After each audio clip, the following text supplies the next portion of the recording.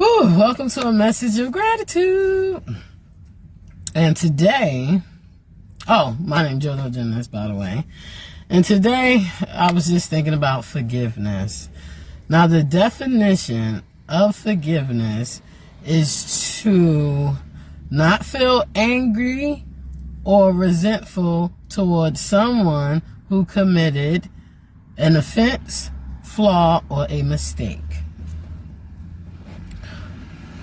Now, that right there, sometimes people do things and it makes it hard to forgive them.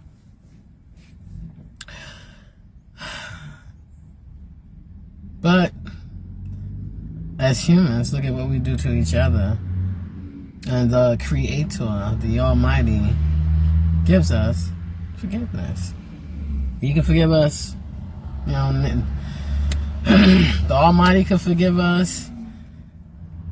But sometimes I think the hardest thing to forgive, most often, is ourselves. And then when you think about that, excuse me, in terms of true forgiveness, if you can't forgive yourself, how could you really forgive somebody else? So when somebody says, oh yeah, I forgive them, do they really forgive them?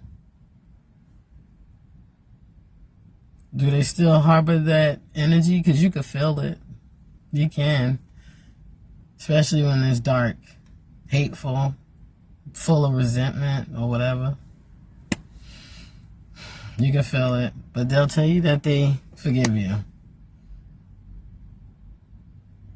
When you live in a state of peace, it's a place where you forgive yourself for all the things that you could have done different.